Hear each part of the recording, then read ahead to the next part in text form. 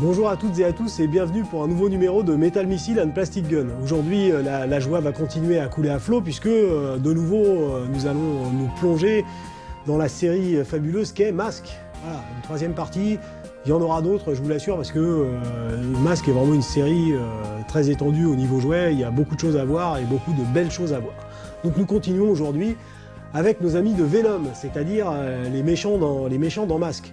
Donc Venom est un acronyme qui signifie Vicious Evil Network of Mayhem, tout un programme. Mesdames et messieurs, je vous présente Jack Hammer, voilà, avec son pilote, notre ami Cliff Dagger, et puis avec son masque Torch, qui, comme son nom l'indique, est un masque qui lance des flammes.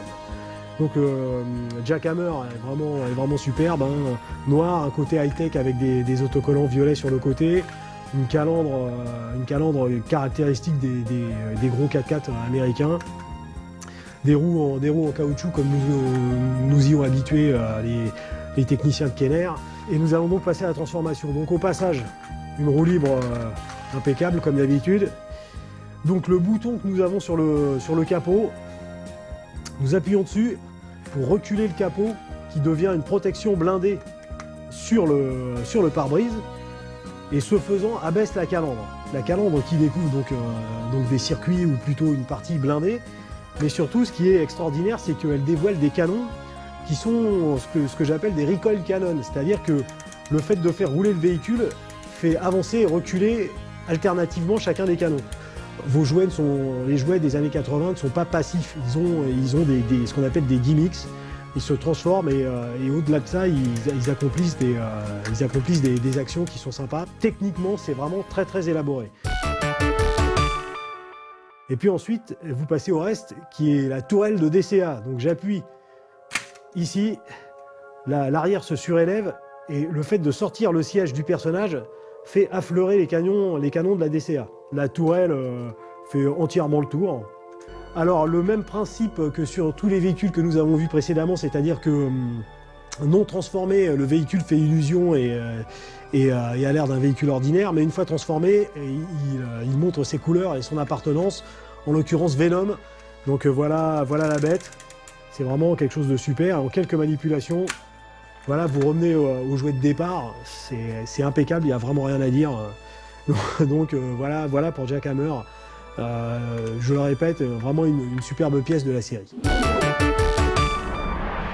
Piranha, le sidecar de Venom, que voici, avec son pilote Slyrax et son masque Stiletto. Et donc Stiletto projette des harpons qui traversent les blindages. Donc voilà Piranha. Donc le but, bien sûr, premier de Piranha, sont les actions sur les plans d'eau et dans les milieux aquatiques. J'ai été personnellement extrêmement impressionné dans le premier épisode de Mask où donc on voit Slyrax faire une espèce de mouvement de cheval d'arçon pour pénétrer à l'intérieur du side. Ensuite, vous refermez la vitre d'étanchéité. C'est à ce moment-là où finalement, à un autre moment, que vous sortez les armes et les ailerons, et surtout vous appuyez sur le deuxième bouton qui éjecte le sidecar qui devient un sous-marin, avec derrière un moteur chromé, un jouet de petite taille mais qui présente l'aspect ludique du véhicule. Vous avez un personnage, vous avez son masque, et en plus il se transforme. Voilà, de nouveau la magie Masque se poursuit. C'est superbe, c'est Piranha. Donc nous voici en présence de Bruno Shepard, aussi surnommé Mad Dog, je crois. Voici son masque qui s'appelle Magnabeam, qui est un masque qui donc a des propriétés magnétiques qui peut repousser, attirer ou déchirer les objets qui fonctionnent avec du magnétisme, et aussi lancer un filet magnétique. D'ailleurs en français il s'appelait comme ça, filet magnétique. Voici Stinger, son véhicule, qui est vraiment déjà lourd, et ne serait-ce que l'avoir en main, on sait qu'il a beaucoup de surprises à l'intérieur. Bon, il a un peu moins de roue libre que ce qu'on a vu précédemment, mais en l'occurrence, c'est plutôt justifié. Et donc, voici le moment venu de la transformation. Donc, vous tirez sur le moteur, ce qui a pour effet de débloquer les tank treads, c'est-à-dire des chenilles de tank. Tout de suite, on comprend le poids et la lourdeur de l'ensemble du véhicule.